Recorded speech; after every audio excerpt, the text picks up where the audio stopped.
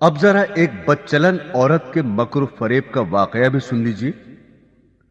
بنی اسرائیل کے یہاں ایک پہاڑ تھا جسے وہ بڑی عظمت والا سمجھتے تھے اور اس کی بڑی عظمت و توقیر کرتے تھے، اور اگر کسی بات کا فیصلہ کرتے وقت قسم کھانے کی نوبت آتی تو اس پہاڑ پر چڑھ کر قسم کھاتے اور اسے وہ سچا سمجھ لیتے۔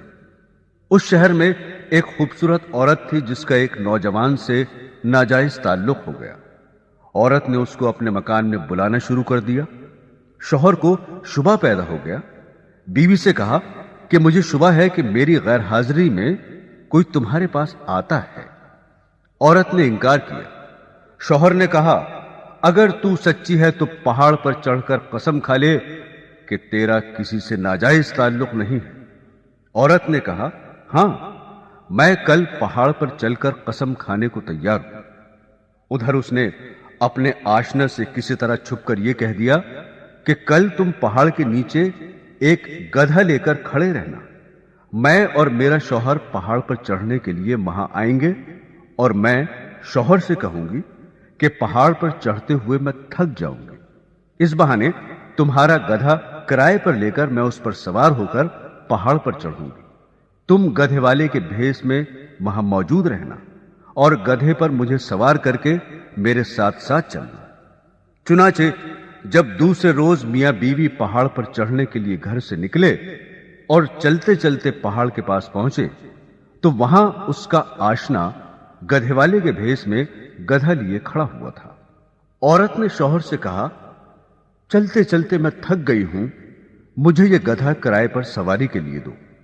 شوہر نے گدھے والے سے کرایہ مقرر کیا اور بیوی کو گدھے پر سوار کر کے تینوں پہاڑ پر چڑھنے لگے۔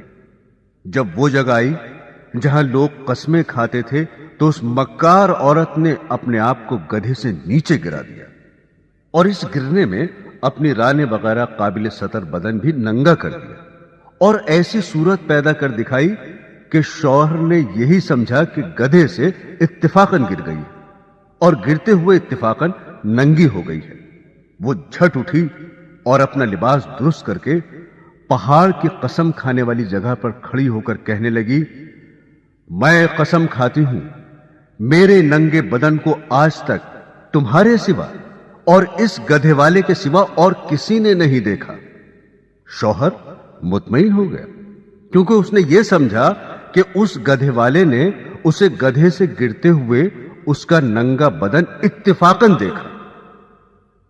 تو دیکھا آپ نے، عورت جب مکر و فریب پر آ جائے تو ایسی چالاکیاں دکھا کر شوہر کو بے وقوف بنا دیتی ہے، لیکن یہ پتہ نہیں کہ آج یہ گناہ کسی مکر و فریب سے چھپا بھی لیا اور کسی کو پتہ بھی نہ چلا تو کل قیامت میں یہ بات نہیں چھپے گی، اس لیے کہ اللہ کو سب کچھ معلوم ہے۔ اللہ سے کوئی کام چھپا ہوا نہیں۔ دنیا والوں